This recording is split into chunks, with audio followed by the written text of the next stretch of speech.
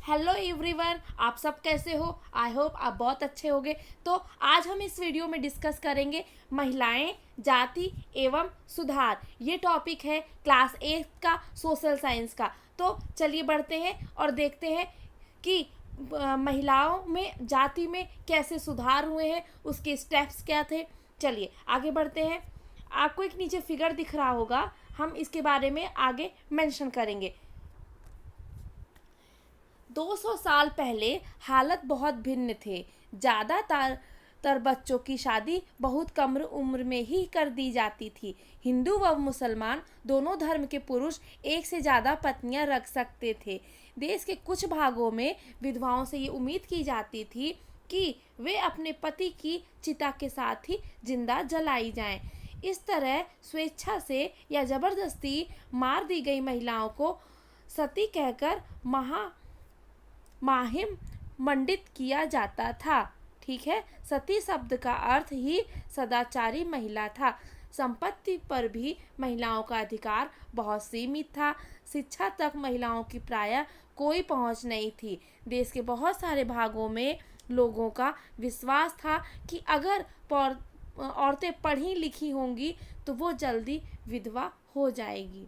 ठीक है, तो इस पूरे पैराग्राफ में क्या लिखा है कि हमने खुद रियलाइज़ किया है कि जो हमारे एल्डर घर पे होते हैं वो कम पढ़े लिखे होते हैं, और जो नई जनरेशन आती है वो एजुकेटेड होती है, वो पढ़ी लिखी होती है। यानी इससे समझ में आता है कि कई सालों पहले हालत तो और भी ख़राब थे। ठीक है, ज़्यादातर बच्चों की शादियाँ बचपन में ही कर दी जाती थी, और चाहे वो कोई भी आदमी हो, हिंदू हो या मुस्लिम हो, उनको एक से ज़्यादा पत्नियां रखने के पर कोई रोकता नहीं था। देश के कुछ भाग ऐसे भी थे जहां विधवाओं से उम्मीद की जाती थी, जहां विधवाओं को बोला जाता था, कुछ तो ज़बरदस्ती भी किया जाता था कि वो अपने पति के साथ ही जल जाएं, या फिर अपने पति के साथ ही महामिम मंडित हो जाएं। इसी प्रथा को हम सती प्रथा कहते थे। सती शब्द का अर्थ ही सदाचारी महिला होता था उस जमाने में। ठीक है, संपत्ति पर भी महिलाओं को कोई अधिकार नहीं होता था।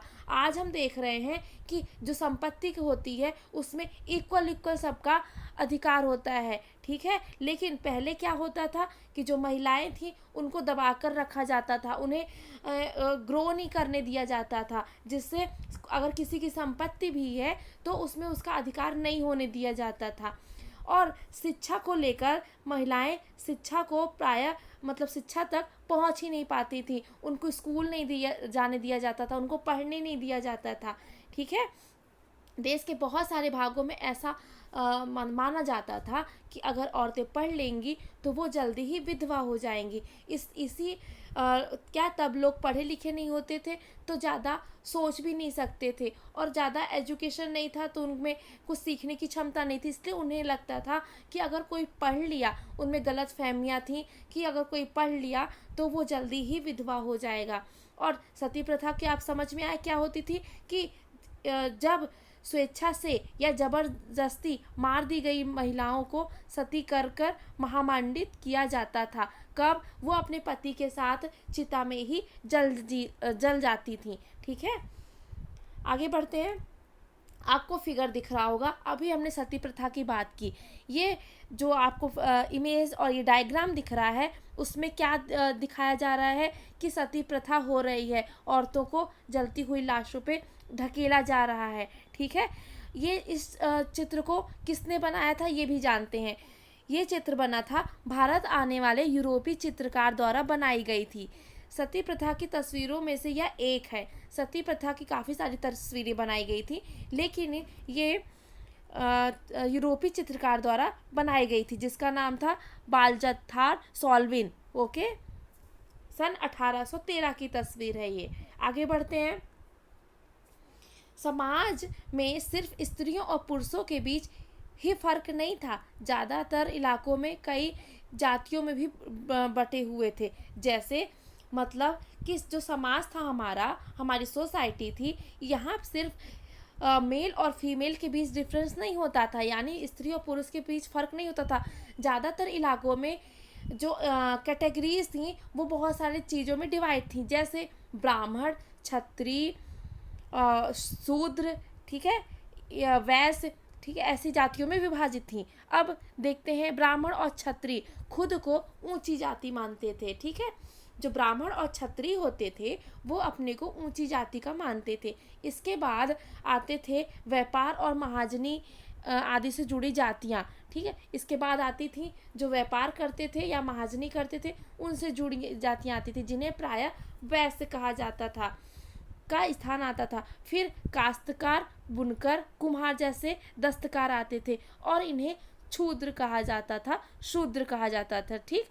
इस श्रेणी क्रम में सबसे निचले पायदान पर ऐसी जातियां थीं जो गांव शहरों को साफ सुथरा रखती थीं या ऐसे काम धंधे करती थीं जिन्हें ऊंची जातियों को लोग दूषित कार मानते थे, यानी ऐसे काम जिनकी वजह से उनकी जाति भ्रष्ट हो जाती थी। ऊंची जातियां निचले पायदान पर खड़ी इन जातियों को लोगों को अछूत मानती थीं।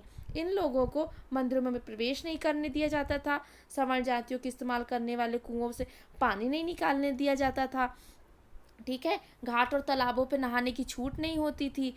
उन्हें निम्न दर्जे का मनुष्य माना जाता था।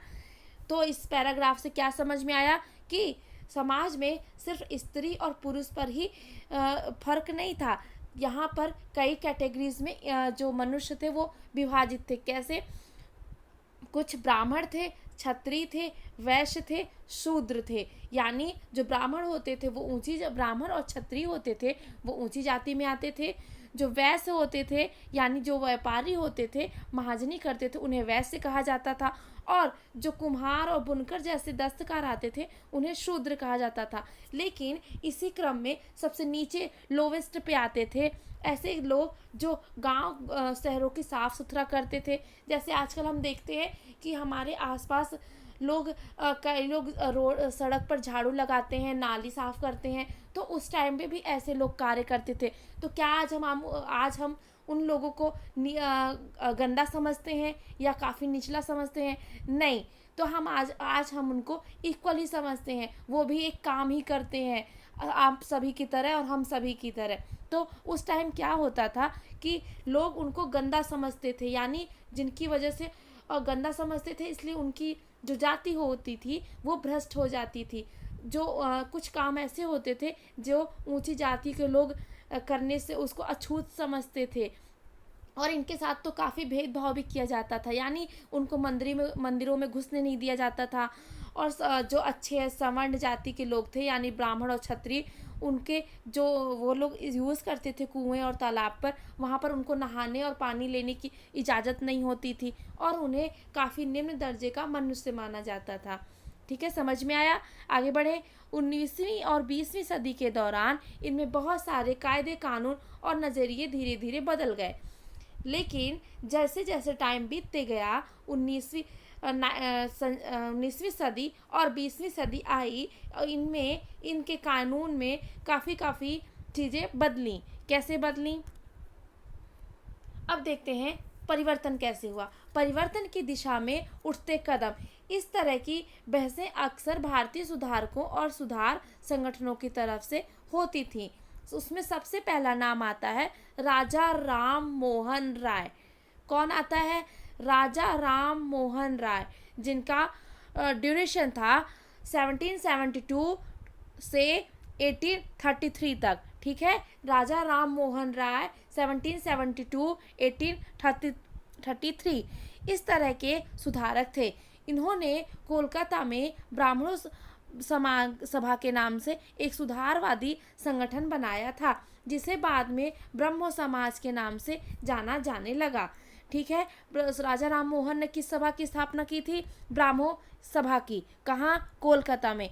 राजा राम मोहन राय जैसे लोग को सुधारक इसलिए कहा जाता था क्योंकि वे मानते थे समाज में परिवर्तन लाना अत्यंत महत्वपूर्ण है, क्योंकि गैर तरीकों से छुटकारा पाना जरूरी है। उनका विचार था कि परिवर्तन लाने के लिए लोगों को इस बात के लिए प्रेरित किया जाना चाहिए कि पुराने व्यवहार को छोड़कर जीवन का नया ढंग अपनाने के लिए तैयार हो।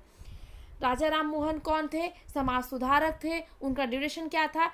1772 से 1833। उन्होंने ब्राह्मो समाज की स्थापना कोलकाता में की थी। आगे देखते हैं, राजा राम मोहन राय देश के पश्चिमी शिक्षा प्रसार करने और महिलाओं के लिए ज़्यादा स्वतंत्रता और व समानता के पक्षधर में थे। उन्होंने इस बारे में लिखा है कि महिलाओं को जबरन घरेलू कामों में बांधकर रखा जाता था कि दुनिया घर और रसोई तक ही सीमित कर दी जाती थी। उन्हें बाहर जाकर पढ़ने लिखने की इजाज़त नहीं होती थी। राजा राम मोहन राय ने क्या लिखा है और वो क्या चाहते थे? वो पश्चिमी शिक्षा को अपने यहाँ लाना चाहते थे, और जो महिलाएं थी जिनको घर में ही रखा जाता था, पढ़ने नहीं दिया जाता था, तो उनको स्वतंत्रता और समानता दिलाना चाहते थे। और जो महिलाओं को जबरन घरेलू काम में ही छोड़ दिया जाता था ताकि उन्हें लगे कि ये पूरी दुनिया ही यही है हमारी, तो उनके लिए पढ़ाई और शिक्षा को लाना चाहते थे और उन्हें पढ़ने लिखने के लिए बाहर जाने की इजाज़त दिलवाना चाहते थे। आपको इस डायग्राम में दिख रहा होगा, राजा राम मोहन राय की फ़ोटो है जो रेम्ब्रांड पील द्वारा बनाया गया है। कब? 1833 में। ठीक है, आगे बढ़े। विधवाओं की ज़िंदगी में बदलाव लाने की कोशिश। अब देखते हैं विधवाओं की ज़िंदगी में कैसे बदलाव आए और इनके लिए कौन जिम्मेदार हुआ। ठीक है, कौन लाया, कौन इतनी बड़ी विधवाओं के लिए इतने बड़े काम किए, किसने किया? राम मोहन राय इस बात से काफ़ी दुखी थे कि विधवा औरतों को अपनी ज़िंदगी में भारी कष्टों का सामना करना पड़ता था। इस बात को ध्यान रखते हुए उन्होंने सती प्रथा के खिलाफ मुहिम छोड़ी। सती प्रथा आप समझ गए थे कि क्या होती थी? जो पति के साथ उनकी लाशों में के साथ जल जाना सती प्रथा होती थी। तो राम मोहन राय इस बात के खिलाफ काफ़ी थे। राम मोहन राय संस्कृत, फारसी और अन्य भारतीय एवं यूरोपीय भाषाओं के अच्छा ज्ञाता थे। राम मोहन राय को संस्कृत, फारसी और कई भारतीय और यूरोपीय लैंग्वेजेस आती थी। उन्होंने अपने लेखन के जरिए यह सिद्ध करने का प्रयास किया है कि प्राचीन ग्रंथों में विधवाओं को जलने की अनुमति नहीं है। तो किसने सिद्ध किया है? राम मोहन राय ने, प्राचीन ग्रंथों के द्वारा। जैसा कि हम अध्याय 7 में पढ़ चुके हैं। 19वीं सदी के प्रारंभ तक बहुत सारे अंग्रेज अफसर भी भारतीय परंपराओं और रीति रिवाजों का आलोचना करते थे। अब क्या हुआ था? 19वीं सदी थी तब हमारे इंडिया में अंग्रेजों का रूल चलता था। तो अंग्रेज भी जो अंग्रेज अफसर थे, वो भी भारतीय परंपराओं और रीति रिवाजों की काफ़ी बुराई करते थे, आलोचना करते थे। वे राम मोहन राय के विचारों से सहमत थे, यानी उनको सही मानते थे, क्योंकि उनकी एक विद्वान व्यक्ति के रूप में प्रतिष्ठा थी। राम मोहन राय की जो इमेज थी वो काफ़ी अच्छी थी, वो काफ़ी पढ़े लिखे और विद्वान व्यक्तियों में आते थे। इसी के फलस्वरूप 1829 में सती प्रथा पर पाबंदी लगाई गई। किसके द्वारा? राम मोहन राय के द्वारा। कब लगाई गई? 1829 में। ठीक है, ये पॉइंट आपको याद करना, काफ़ी अच्छे से याद होना चाहिए। 1829 में राम मोहन राय के द्वारा सती प्रथा पर पाबंदी लगाई गई। राम मोहन राय ने इस अधिनियम के लिए जो रणनीति अपनाई उसे बाद में सुधारकों ने भी अपनाया। जब भी वे किसी हानिकारक प्रथा को चुनौती देना चाहते थे तो अक्सर प्राचीन धार्मिक ग्रंथों से ऐसे श्लोक या वाक्य ढूंढने का प्रयास करते थे जो उनकी सोच का समर्थन करते हो। इसके बाद वे दलील देते थे और संबंधित वर्तमान रीति रिवाज प्रारंभिक परंपरा के खिलाफ है। ठीक है, आगे बढ़े। इसमें क्या पूरे पैराग्राफ में क्या इंपॉर्टेंट बात थी कि राम मोहन राय सती प्रथा पर प्रतिबंध लगाए, पाबंदी लगाए। कब? 1829 में। आगे बढ़ते हैं।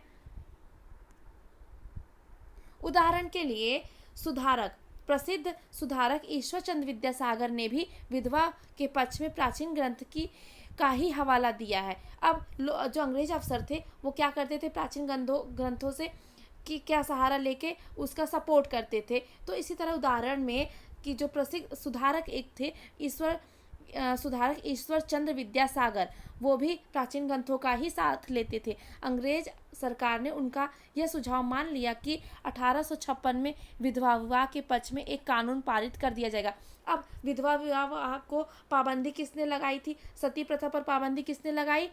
राम मोहन राय ने। अब उसके लिए ठीक है, सती प्रथा पर पाबंदी लग गई। अब अगला विधवा विवाह को फिर से के लिए एक कानून पारित किया गया। किसके थ्रू, किसके जरिए? ईश्वर चंद्र विद्यासागर। कब? 1856 में। जो विधवाओं के विवाह का विरोध करते थे, उन्होंने विद्यासागर का भी विरोध किया, यहाँ तक कि उनका बहिष्कार किया। अब जो लोग विधवा विवाह का विरोध करते थे, तो वो विद्यासागर का भी बहिष्कार करने लगे। 19वीं सदी के ऊर्ध्वाधर तक विधवा विवाह के पक्ष में चलाया जा रहा आंदोलन देश के अन्य भागों में फैल गया था। अब 19वीं सदी तक आते आते जो विधवा विवाह का जो चल रहा था कि विधवा विवाह के लिए कानून पारित होगा, अब वो पूरे देश में फैल गया था। मद्रास प्रेसिडेंसी में के तेलुगु भाषी इलाकों में वेरिशिलम पंतुलु ने विधवा विवाह के समर्थन में एक संगठन बनाया। अब मद्रास प्रेसिडेंसी में तेलुगु भाषी इलाकों में जो थे, वहाँ वेरिसिंगलम पंतुलु नाम से एक आदमी थे, वो विधवा विवाह के समर्थन में एक संगठन बनाए। लगभग उसी समय बम्बई में युवा बुद्धिजीवियों और सुधारकों ने भी विधवा विवाह का प्रचार प्रसार का संकल्प लिया।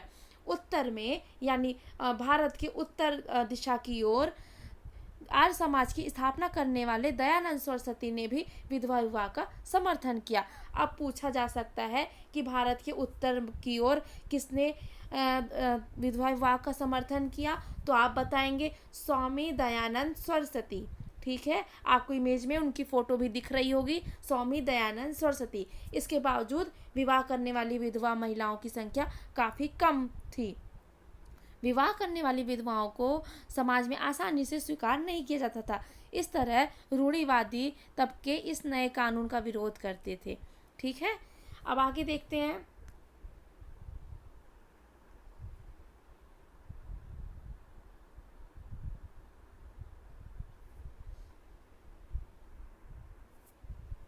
आपको इस वीडियो में क्लियर हुआ होगा कि विधवा विवाह कैसे बंद हुआ, इसको कैसे इसमें कानून पारित हुआ, और सती प्रथा पर कौन रोक लगाया, और ये रोक कैसे हुई, सती प्रथा होती क्या है। आपको ये सब चीज़ें क्लियर होंगी। Thank you.